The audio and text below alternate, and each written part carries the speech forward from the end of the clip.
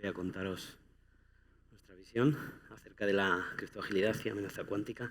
Suena un poco Star Wars. Vamos a ver cómo preparamos la escena. Vamos a ver un poco en esta sesión computación cuántica y sus amenazas. Vamos a ver cómo defendemos de la criptografía actual de estas amenazas cuánticas y vamos a ver siguientes pasos en cuanto a una estrategia post-quantum. ¿Por qué estamos hablando de esto? Todas estas sesiones, todo este ruido acerca de esta criptografía post-cuántica o esta computación cuántica. Bueno, pues el mundo hoy, ya no solamente IT, bueno, el mundo en general depende de la IT, ¿no?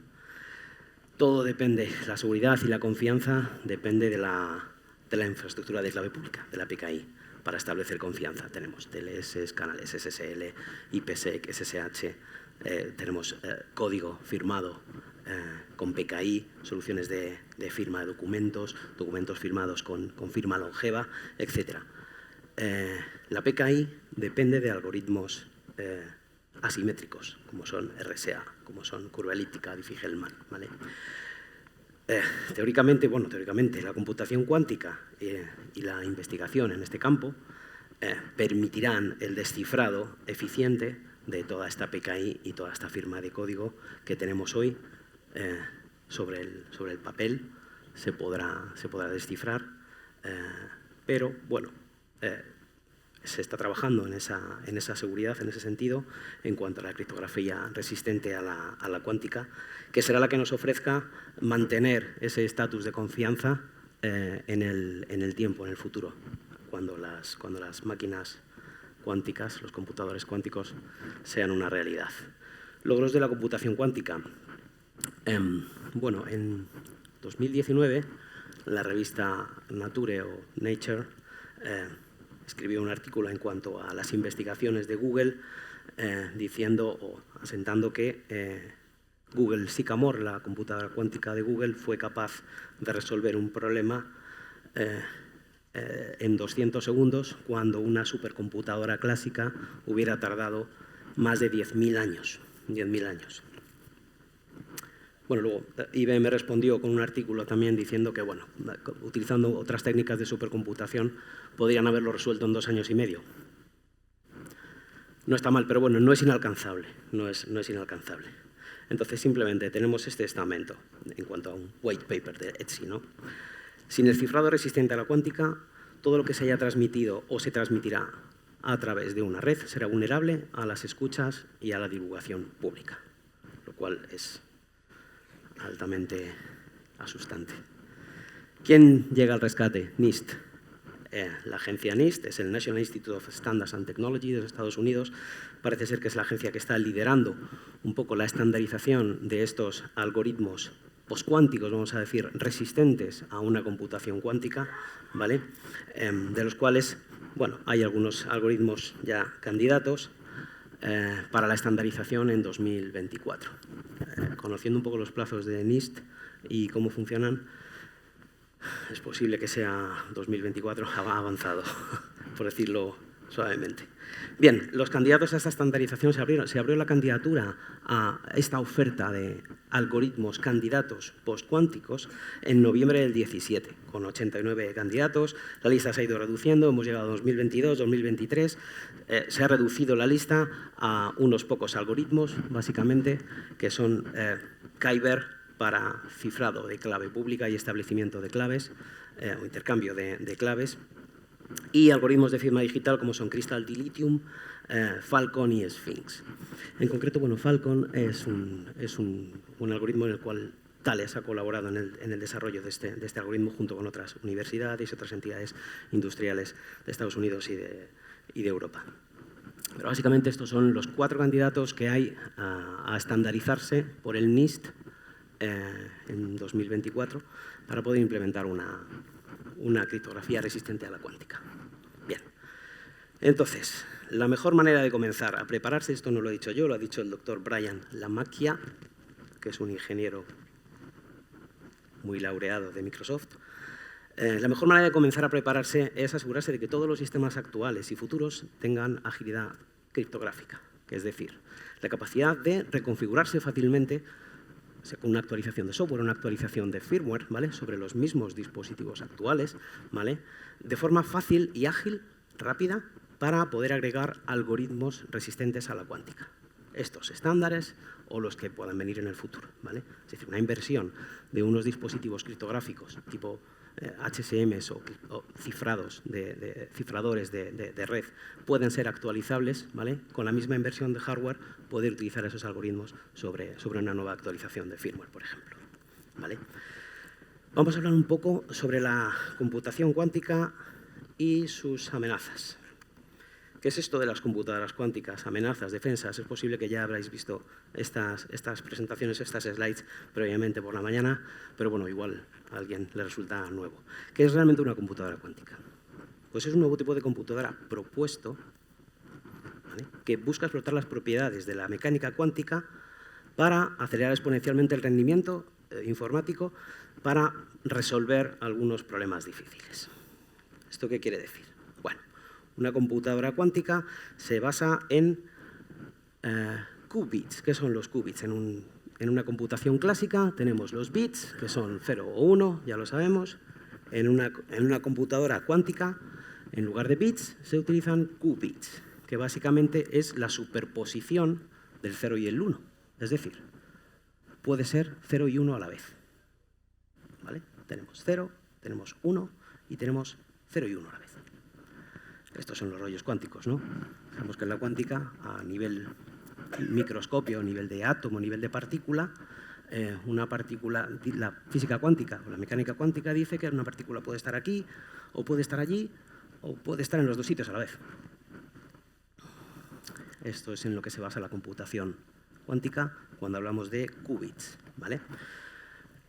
Sabemos que n qubits entrelazados representan 2 elevado a n estados simultáneos de esos qubits. Es decir, si tenemos una computadora cuántica, vamos a decir de 5 qubits, ¿vale?, tendríamos 2 elevado a 5, 32 estados a la vez. No son 32 estados, independientemente unos de otros, son 32 estados a la vez. ¿Qué sucede? Pues que cuando intentas medir esos estados, todos colapsan excepto uno. Son frágiles, como pompas de jabón, vamos a decir, ¿vale? Son muy frágiles los qubits. Y el objetivo de la computación cuántica es hacer que esa medición de ese estado tan volátil, vamos a decir, tan frágil, represente algo útil. ¿Qué hacemos, vale? Ahora tenemos un montón de estados todos a la vez, ¿qué hacemos con esto? Es una gran pregunta. Bien. La verdad es que no es una ciencia ficción, ya existen computadoras cuánticas. Ahí tenéis a Sycamore, la habéis visto yo creo que en todas las presentaciones. Tenemos a IBM Q System One. Sycamore tiene 56 qubits. O sea, si multiplicamos 2 elevado a 56, pues es un montón de estados todos a la vez. Y IBM Q System One tiene 20 qubits, ¿vale? Hay otras computadoras cuánticas, efectivamente, no son las únicas, pero estas quizás son las más representativas, ¿no? Entonces, ¿cómo una computadora cuántica impacta en la criptografía? Bien, tenemos un algoritmo que no es un algoritmo nuevo, algoritmo Grover, que potencialmente impactaría en la criptografía simétrica. La criptografía simétrica sabemos que se basa en una clave que conocen los dos extremos, ¿vale? El cifrado simétrico potencialmente se vería afectado por este algoritmo si se pudiera aplicar una supercomputación, vamos a decir, cuántica, pero no es tan vulnerable si se utilizan claves criptográficas más largas, ¿vale? Es decir, claves, por ejemplo, AES 256 para un cifrado simétrico, potencialmente no se vería afectado, ¿vale?, por la computación cuántica. Pero tenemos el algoritmo Shor, que tampoco es un algoritmo nuevo, ¿vale? Es un algoritmo ya inventado hace varias décadas, que si pudiera explotar una computación lo suficientemente potente para ser eficiente, potencialmente sí podría romper algoritmos asimétricos como RSA, como curva elíptica, etc. Entonces, toda esa implementación de esos algoritmos asimétricos, como ya sabemos la firma, establecimiento de claves, etc., quedarían comprometidas y efectivamente ya no serían seguras nunca más, si pudiéramos disfrutar de esas computadoras tan potentes, ¿vale? pero no entremos en pánico todavía. Voy a daros unos cuantos números acerca de los qubits que serían necesarios para que un algoritmo de Shor fuera eficiente. Se estima, ahí tenéis las fuentes, se estima que se necesitarían 2 qubits lógicos por cada bit de clave RSA. Y se estima también que se necesitan 7 qubits lógicos por cada bit de clave de curva elíptica. Esto nos saca aproximadamente estas cuentas. Para romper un algoritmo RSA 2048, que es quizás el más extendido, perdón, se estima que se requieren 4.096 qubits lógicos. Un qubit lógico básicamente es una agrupación de un número específico, aproximadamente 1.000 qubits físicos, ¿vale? Estamos hablando que hace un par de slides hemos visto a Sycamore que tiene 53 qubits. Aquí estamos hablando de 4.096.000 qubits para romper una RSA 2048. Entonces, ¿cuál es la línea de tiempo en cuanto a hablar de millones de qubits? ¿Vale? La realidad de los millones de qubits. Bueno, pues nosotros estamos en ese punto, aproximadamente entre los 50, 100 qubits, 100 y pico qubits, ¿vale? Sobre la teoría. La idea es que esta computación en qubits es poco tolerante a fallos, vamos a decir, ¿vale? No es lo suficientemente fiable todavía como para poder diseñar máquinas con varios miles o cientos de miles o eventualmente millones de qubits y sean lo suficientemente estables y tolerantes a fallos para poder obtener un dato realmente útil. Entonces, nos tendríamos que ir, para romper un 2048, nos tendríamos que ir a más de 10 elevado a 6 qubits, lo cual hoy en día pues, es impensable. ¿Cómo es de real la amenaza? Realmente, a corto plazo, tenemos, la cuenta es el impacto por probabilidad, ¿no? ¿Cuál es el impacto de una amenaza cuántica en cuanto a nuestros sistemas protegidos con la criptografía clásica hoy? Frente a la probabilidad. ¿Vale? Y nos ofrece el riesgo. Entonces, tenemos a corto plazo, tenemos alto impacto, el impacto siempre es alto, ¿no? Siempre es alto a corto plazo, medio y largo plazo. Ya lo hemos visto. Sin embargo, la probabilidad hoy es baja que haya un impacto.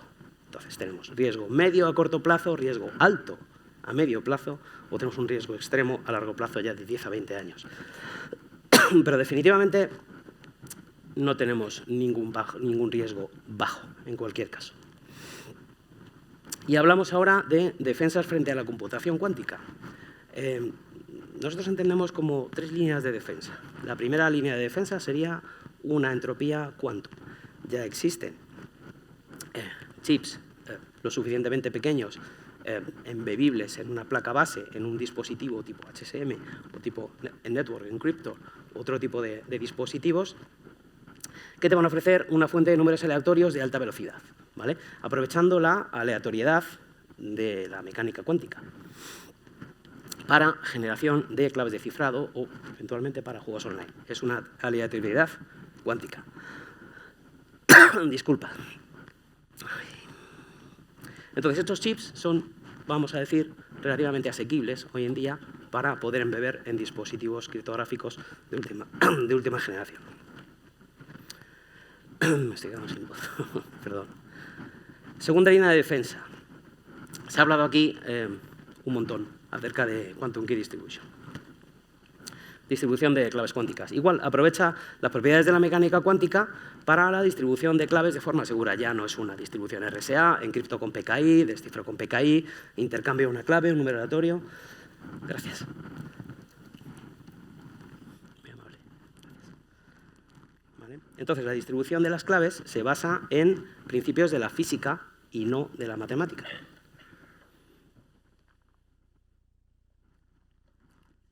Existen ya en la Unión Europea varias redes QKD. En España hay un anillo QKD, en Madrid en concreto hay uno, entre varias universidades y algún proveedor de telefonía, etc. ¿Vale? ¿Qué es un Quantum Key Distribution? creo que aquí se ha explicado hasta la eternidad, pero voy a intentar simplificarlo en esta simple slide.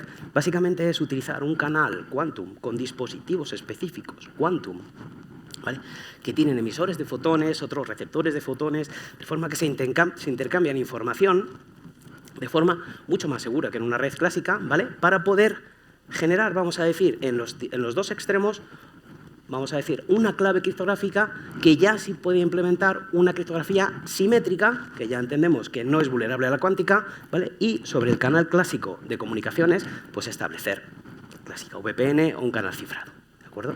Entonces, se utilizan estos dispositivos adicionales quantum, ¿vale?, para este establecimiento de este anillo quantum key, QKD, perdón, ¿vale? Y después, los dispositivos clásicos de red o a través de una red pública clásica se puede intercambiar los datos en un canal cifrado AES 256, por ejemplo.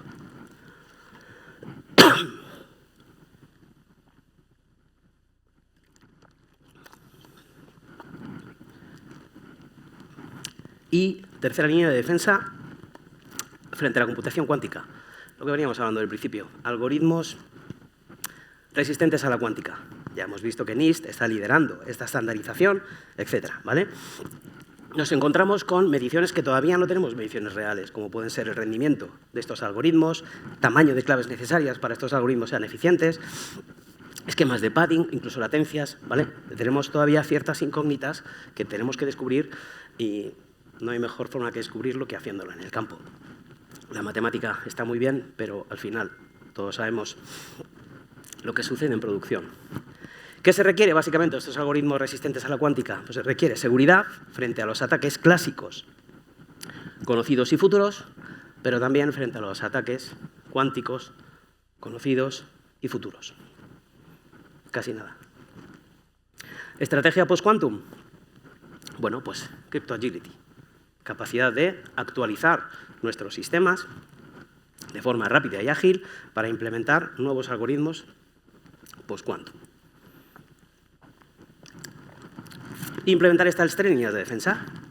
Generación de números aleatorios con chips cuánticos, utilizar algoritmos resistentes a la cuántica y utilizar redes de distribución de claves cuánticas, QKD, ¿vale? Hoy en día estas son las tres líneas de defensa que tenemos frente a la criptografía cuántica. ¿El impacto? Pues en realidad antes de lo que pensamos, ya sabemos cómo avanza la tecnología. Hoy hablamos de 53 qubits, pero mañana van a ser 53.000 qubits. Bueno, todavía tenemos que llegar a millones, pero bueno.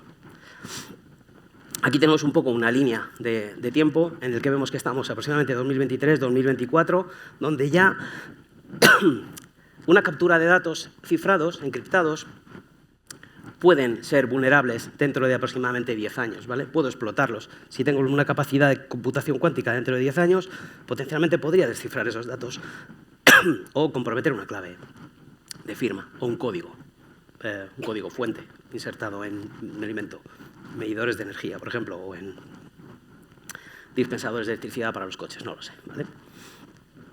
El código de Android tiene una vida, su firma tiene una vida hasta 2033. Tampoco está tan lejos, son 10 años. En 10 años hemos visto que el riesgo es alto, si no extremo, ¿vale? Y los datos médicos, que hay que almacenarlos durante un periodo muy extenso. Si están firmados, esa firma podría comprometerse con cierta facilidad si disponemos dentro de unos años de computación cuántica lo suficientemente potente. Infraestructura cuántica recomendada por CSA, por la Cloud Security Alliance, que son los que nos están diciendo hoy en día utilizar RSA 3072 al menos, utilizar AES 256 al menos, ¿vale? Porque todos los días salen noticias en Internet, en LinkedIn y en todas partes diciendo que hemos roto RSA 2048 con una máquina que costó 600 euros. Bueno, nunca hay evidencias de todo eso. Y esto es un poco pues una red, vamos a decir, recomendada, una infraestructura recomendada en cuanto a la implementación de algoritmos resistentes a la cuántica en los endpoints, en los teléfonos, en los portátiles, en los ordenadores, en los endpoints que tenemos donde podamos hacer una criptografía con algoritmos post-quantum, ¿vale?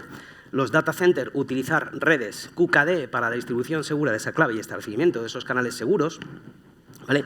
Con esos, vamos a decir, servidores, dispositivos criptográficos criptoágiles, que pueda mañana hacer una actualización de firmware y deprecar un mecanismo o añadir una nueva longitud de clave o añadir un nuevo algoritmo que nos dice que funciona bien. Vale, pues perfecto. Esto es un poco esta estrategia y, por supuesto, utilizar en todas estas máquinas la generación de números aleatorios quantum, ¿vale? Con estos chips que no son especialmente caros, embebidos en el hardware criptográfico.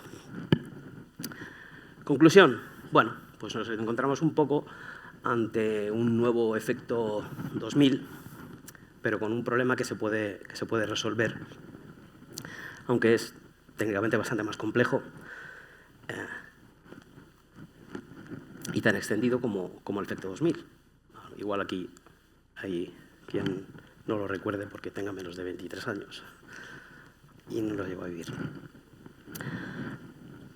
Pero sí es necesario empezar a contemplar todas estas amenazas y todas estas características, estudios, investigaciones, etcétera, contemplarlo ya para nuestras tareas, qué es lo que tenemos que hacer, qué hacemos, ¿no?, para plantearnos una seguridad en el mundo post-cuántico, ¿no?, cuando la computación cuántica sea una realidad viable.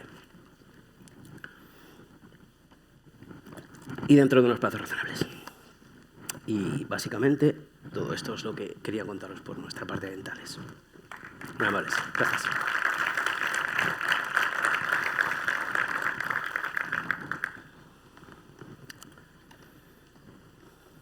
Muchísimas gracias. Gracias de nuevo por tu intervención. Raúl, donde pues nos has recordado algunos peligros, pero nos has tranquilizado también contándonos que hay soluciones. Teníamos una pregunta, pero creo que ya lo has explicado. A través de la tablet nos decían si podías explicar de manera sencilla la diferencia entre qubits y bits lógicos. Qubits y bits lógicos. A ver, los qubits son físicamente un qubit, es un material específico, ¿vale?, que permite estar en diferentes estados a la vez, ¿vale? Se habla de superconductores, etcétera, ¿vale? Un qubit lógico es un conjunto de todos esos qubits físicos, ¿vale?, para trabajar de forma lo suficientemente fiable que perdón, es que me he comido 16 polvorones y 4 yemas de Santa Teresa y se me hace bola. Hemos sido nosotros que estaban aquí. Hemos sido muy cuidadosos con polvorones. Para que, digamos, que todos esos qubits lógicos sean capaces de implementar una tolerancia a fallos o una corrección de errores, ¿vale?, de todos esos estados tan volátiles que presentan los qubits en realidad, ¿vale? Es un poco complicado de explicar qué es un qubit físico o un qubit lógico. Qubit lógico es un conjunto de qubits físicos, básicamente aproximadamente 1000. Perfecto. Yo creo que también entre lo que has comentado en la ponencia y las ponencias anteriores, más o menos los que no somos físicos nos estamos haciendo una idea bastante razonable. Con lo cual, no sé si hay alguna pregunta más en sala que alguien quiera formular utilizando el micrófono. Fantástico. Pues muchas gracias, Raúl, de nuevo. Lamento mucho lo de los polvorones. Eso es. Ahora ya puedes ir a comer más polvorones.